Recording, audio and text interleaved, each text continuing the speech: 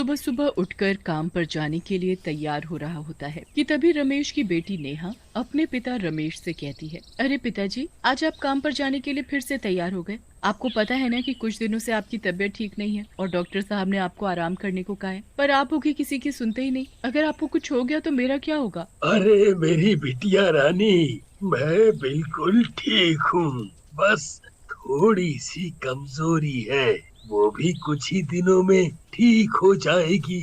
चल अब जल्दी से मेरा खाने का डिब्बा दे, मुझे रेलवे स्टेशन जाने को देरी हो रही है। हाँ, मालूम था मुझे कि आप मेरी एक बात नहीं सुनने वाले। लो, पकड़ो खाने का डिब्बा और अपना ध्यान रखना। फिर रमेश रेलवे स्टेशन चला जाता है। रमेश रेलवे स्टेशन पर कुली का काम किया करता था। रमेश का काम बहुत ही मेहनत वाला था। वो दिन भर अपने सर पर कई किलो सामान उठाकर एक प्लेटफॉर्म से दूसरे प्लेटफॉर्म तक ले जाया करता था। रमेश की तबीयत ठीक नहीं होती, इसलिए वो घर जल्दी आ जाता है। नेहा बेटी, आज कुछ खास कमाई नहीं हुई है, तबीयत भी कुछ ठीक नहीं लग रही।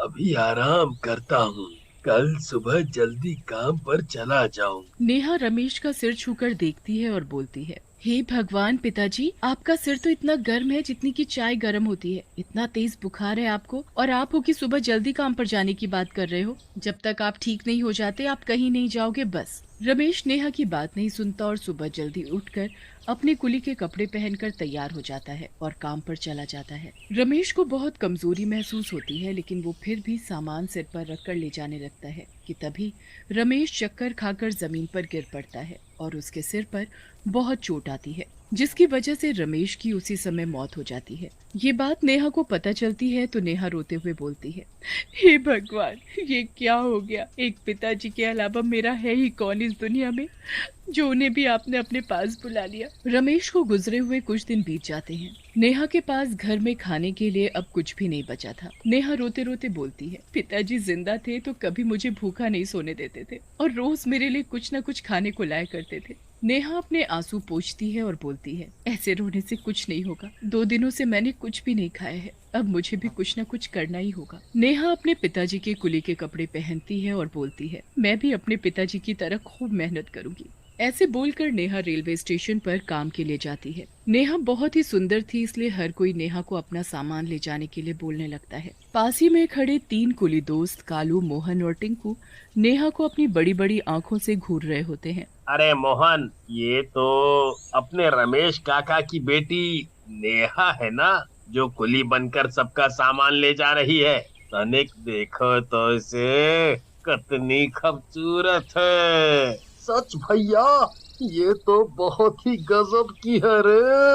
अरे छिछोरो, सुंदर लड़की देखते ही बौखला गए। जरा ये भी तो देखो कि वो हमारे इलाके में आकर हमारा काम चौपट कर रही है। सबको देखो तो ऐसे सुंदर लड़की को देखकर उसी के पास जा रहे हैं और उसी से अपना सामान उठवा रहे हैं। अरे और तो और, जरा सा सामान उठाने के उसे हमसे भी ज्यादा पैसे मिल रहे हैं, पैसे। फिर तीनों दोस्त नेहा के पास जाते हैं। कालू नेहा से बोलता है, अरे तुम तो वही रमेश काका की बेटी हो ना, जिनकी कुछ दिन पहले ही मृत्यु हुई थी। बहुत ही अच्छे व्यक्ति थे रमेश काका, इसीलिए तो उनकी बेटी भी बहुत ही अच्छी और सुंदर है। कालू नेहा से बात करते करते उसका हाथ पकड़ लेता है और हंसते हुए बोलता है, सच में भगवान ने बहुत ही फुर्सत से बनाया है तुम्हें। हाँ। अरे हाथ छोड़ मेरा, तेरी खड़े होकर 4 बातें क्या सुन ली मैंने, तूने तो मेरा हाथ ही पकड़ लिया।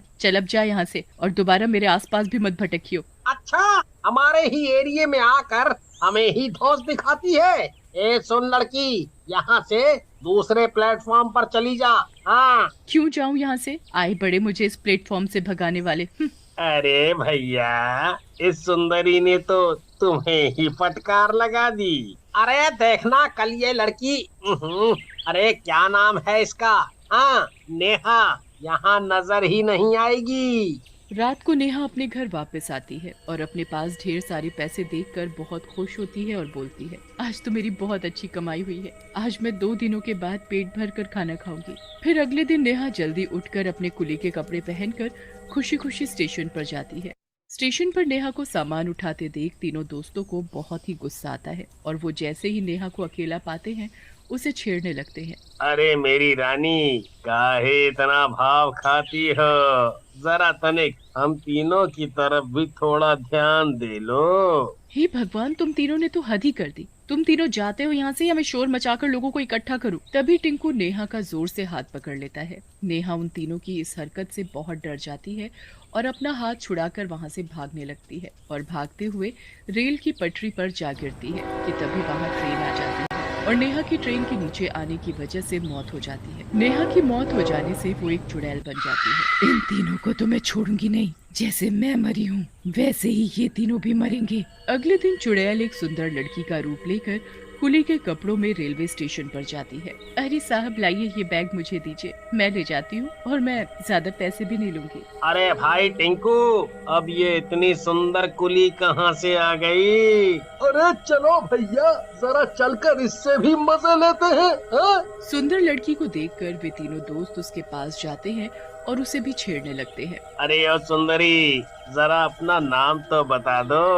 अरे नाम के साथ साथ अपना पता भी बता दो, फिर हम वहीं मिलने आ जाया करेंगे तुमसे।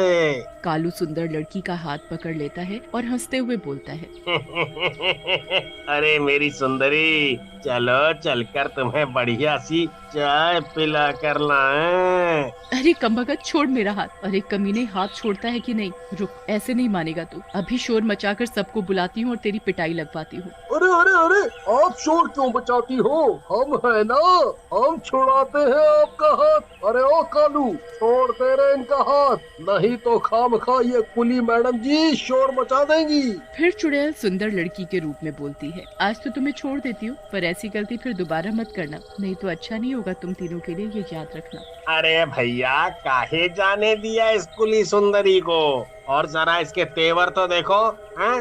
अरे जाने देना, आखिर कब तक बचेगी हमसे? ऐसा बोलकर तीनों जोर जोर से हंसने लगते हैं। फिर चुड़ैल वहाँ से चली जाती है और कुली बनकर सबका सामान अपने सिर पर उठाकर ले जाती है। कुछ ही देर में रात हो जाती है और रेलवे स्टेशन पर भी सन्नाटा छाने लगता है। तभी तीनों दोस्त सुंदर लड़की के पास आते हैं और बोलते हैं, क्यों री कुली, कहाँ जा रही है? दिन में तो बढ़िया कर दिखा रही थी, ले फिर से मैंने तेरा हाथ पकड़ लिया, अब मचा कर दिखा शोर। क्या? तुम तीनों ऐसे नहीं मानोगे, तुम्हें तो सबक सिखाना ही पड़ेगा। ऐसे बोलकर चुड़ैल कालू का गला पकड़ लेती है और जोर जोर से हंसने लगती है। अरे लगती है अरे अरे अरे मर गया रे। इस कुली के हाथ में तो बहुत जान है रे। अरे मोहन, खड़े खड़े देख क्या रहा है? इस कुली के हाथों से मेरा गला छुड़ा। मोहन और टिंकू उस कुली लड़की से कालू का गला छुड़ाते हैं कि तभी कुली सुंदर लड़की से चुड़ैल के रूप में आ जाती है और जोर जोर से हंसते हुए बोलती है, क्यों रे, अब छेड़ मुझे। अरे अब तेरी सिट्टी पिट्टी गुल कैसे हो गई? पकड़ना, ले पकड़ मेरा हाथ। सुंदर कुली को चुड़ैल के रूप में देखकर तीनों दोस्तों के होश उड़ जाते हैं और वो खड़े खड़े कांपने लगते हैं। अरे मर गए रे। ये जिसे हम सुंदर कुली समझ रहे थे वो तो डरावनी चुड़ैल निकली। अरे टिंकू, भाग यहाँ से, नहीं तो ये कालू की तरह हम दोनों का गला भी दबोच लेगी। अरे भागते कहाँ हो? अब छेड़ो न मुझे। तुम तीनों की छेड़ने की वजह से ही तो मैं चुड़ैल बनी हूँ। क्यों, क्या हुआ? पहचाना नहीं मुझे? मैं नेहा हूँ, नेहा, जिसे तुम तीनों ने बहुत परेशान किया था। अब देखना मैं तुम तीनों का क्या हाल करती हूँ। चुड़ैल के डर से तीनों भागने लगते हैं। भागते हुए वे ट्रेन की पटरी पर जा पहुँचते हैं कि तभी कालू का ट्रेन की पटरी में पैर फंस जाता है। मोहन और टिंकू मिलकर कालू का पैर निकालने लगते हैं कि तभी उन्हें अपनी तरफ ट्रेन आती हुई दिखाई देती है। अरे मर गए रे। अरे मोहन भाई, जल्दी से पटरी से मेरा पैर निकालो, ट्रेन पास आ रही है और वो चुड़ैल भी। फिर मोहन और टिंकू का पैर भी ट्रेन की पटरी में फंस जाता है। अरे भाई, ये क्या हो गया? अरे हम दोनों का पैर भी पटरी में फंस गया। अरे ये कैसे हो गया? जरूर ये सब उस चुड़ैल ने किया होगा। चुड़ैल जोर जोर से हंसने लगती है।